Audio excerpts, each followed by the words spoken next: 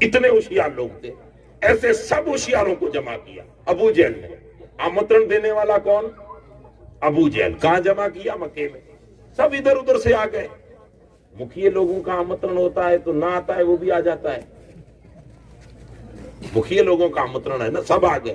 اس نے کہا ایک کام کرو, ہمارے مکے میں محمد نام کا ایک بندہ پیدا ہوا ہے, ہمارے خاندان سے ہی ہے, یعنی کچھ دور لیکن ہے ہمارا ہی پریوار, قریش خاندان. اس نے دعویٰ کر دیا ہے میں نبی ہوں, مجھ پہ وحی اترتی ہے.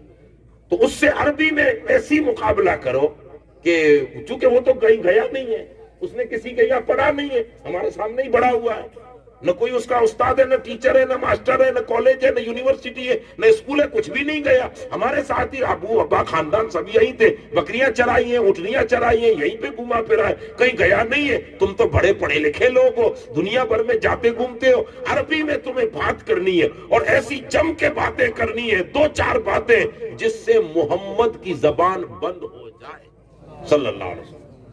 پلاننگ تھی اس کی. یہ بھی ساری کتابوں میں باتیں لکھی ہوئی ہیں. میرے باپ نے کچھ نہیں لکھا ہے, جو کچھ ہے وہ کتابوں میں ہے, سب کچھ لکھا ہوا ہے. اب سب کے بیان کرنے کا انداز الگ ہوتا ہے. سب جمع ہو گئے. حضور کو کسی نے بتایا یا رسول اللہ ابو جہل تو سب کو جمع کر رہا ہے. ایک بشری طبیعت ہے نا. حضور علیہ السلام نے بارگاہ خداوندی میں عرض کی, مولا وہ ابو جہل تو ڈنڈورا پٹوا رہا ہے, سب کو جمع کروا رہا ہے. اللہ پاک نے وہی بھیجی کا محبوب وہ کروا نہیں رہا, تیرا رب کر رہا ہے. مولا تو کہاں, تیرا رب تیری شان ظاہر کروانا چاہتا ہے, اس کے لیے کفر کو پکڑا ہے. ابو جہل کے ہاتھوں سے شہرت کروا رہا. سب آ گئے. اب جب 50 شاعر جمع ہو گئے تو رسول اللہ صلی اللہ علیہ وسلم کو بلائے. حضور حرم مکہ میں انٹر ہوئے. اس وقت یہ بڑا کوئی اتنی بلڈنگیں یہ کچھ تھا نہیں, 1400 سال پہلے کچے جھوپڑے تھے. کعبۃ اللہ مبارک وہی تھا. جیسے حضور انٹر ہوئے تو حرم پورا کھلا ہے اور سب لوگ مکے کے باہر والے سب جمع ہو گئے اور سب ایک دوسرے سے باتیں کر رہے ہیں کہ آج تو محمد ہار جائیں گے, ان سے بات نہیں کر پائیں گے. لیکن اعلیٰ حضرت کہتے ہیں تو کسی کے گھٹائے سے کیا گھٹے, جبکہ بڑھائے تجھ کو اللہ تیرا. کسی کے گھٹائے سے کیا گھٹے.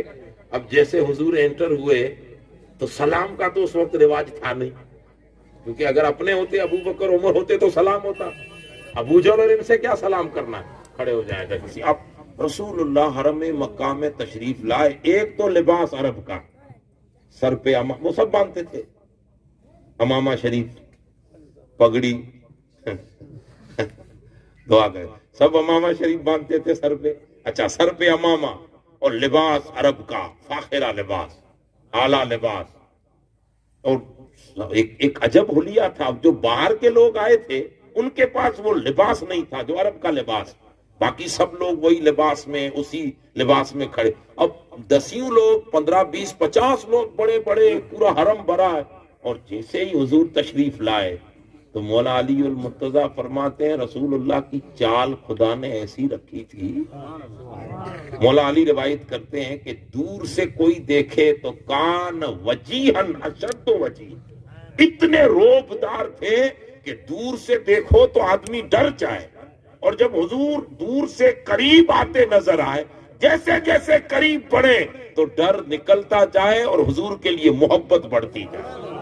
یہ تبھی اللہ نے بنایا ہی ایسا تھا. دور سے دیکھو تو وجی, دیکھ کے ڈر جائے, اور قریب پہنچے تو اتنے حلیم کہ حضور نبی اکرم سے محبت پیدا ہو جائے.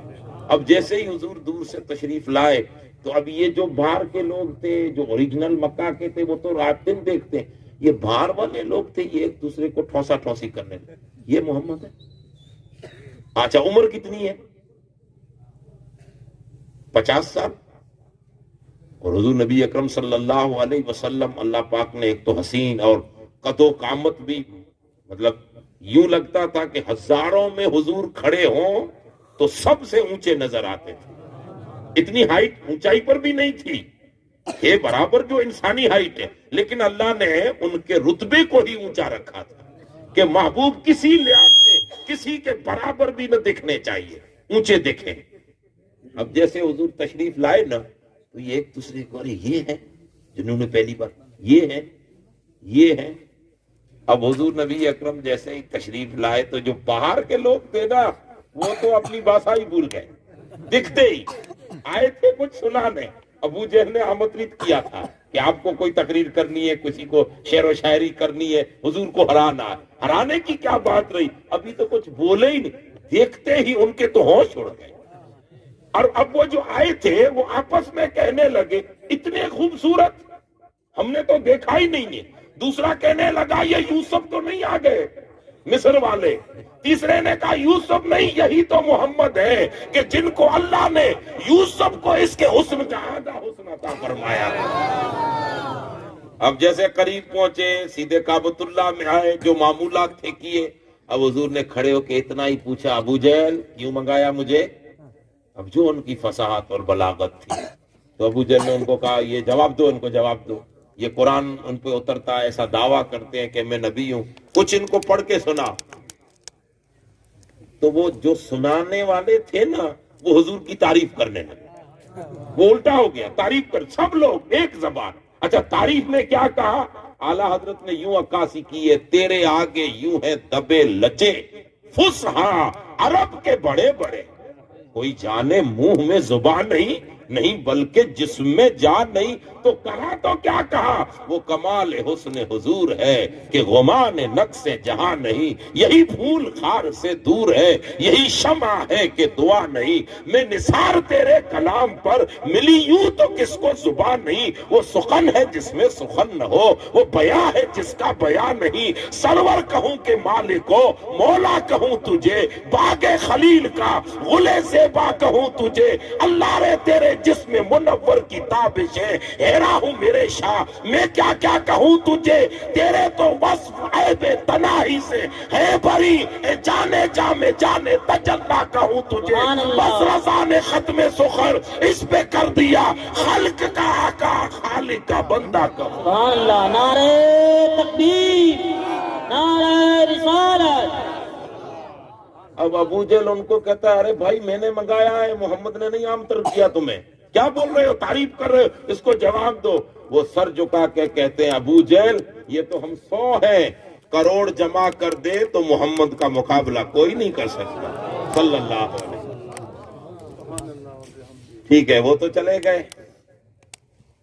اب ابو جہل اب تو مان لینا چاہیے نا ابو جہل. اب کسی نے پرسنل پوچھا, اور یہ بھی آیا ہے چھپ چھپ کے قرآن سنتا تھا ابو جہل, حدیثوں میں آیا ہے چھپ چھپ کے سنتا تھا. ایک بار عتبہ نے دیکھ لیا, کہا یہ کیا کر رہے ہو, کہا یار کیا خوبصورت آواز میں رات کو محمد پڑھتے ہیں صلی اللہ علیہ وسلم, کتنی خوبصورت لے سنتا تھا. تو کسی نے پوچھا کہ یار اب تو جس لات منات یہ ان کو پوجتا ہے اس کا تجھے واسطہ سچ سچ بتا دے کہ کیا صحیح میں محمد الرسول اللہ غلط ہے یا تو غلط ایڈورٹائز کر رہا ہے, ایک سچی حقیقت بتا دے.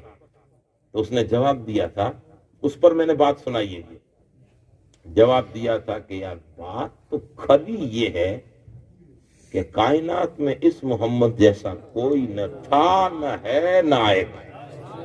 تو کہا تو کیوں نہیں مانتا, کہا میں وڈیرا آدمی بڑا مکھیا ہوں, ہاں میری مونچھ نیچی, اس کو مانوں گا تو اس کا غلام بن کے رہنا پڑے گا, اور میں چاہتا ہوں کہ میں کسی کا غلام نہ رہوں. بس اب جو ہے وہ زندگی یوں ہی گزر جائے گی, لیکن اب میں اپنی مونچھ نیچے نہیں کروں. ایمانداری سے میں تو سب کو دعوت فکر دے رہا ہوں, اپنے ہی پریوار کے لوگ ہیں, ان مولویوں سے سچ سچ پوچھو کہ صحیح میں دین بتاؤ کیا ہے.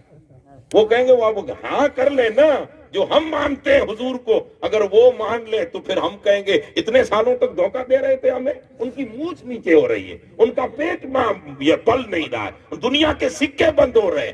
کہیں سے آمدنی ختم ہو رہی ہے، فنڈنگ ختم ہو جائے گی، ارے دنیا ڈھونڈ ہے، اسے لات مار اور سچے دل سے بول کہ کائنات میں کل بھی رسول اللہ جیسا کوئی نہ تھا، آج بھی کوئی نہیں ہے، قیامت تک دنیا ڈھونڈنے سے بھی حضور کے مد مقابل لانا تو دور کی بات ہے، رسول اللہ کے جھوڑوں کے برابر بھی کوئی نہیں ہو۔ سبحان اللہ، سبحان اللہ۔ اسی لیے یہی اصل ہمارا ایمان ہے، حضور جیسا کوئی نہیں۔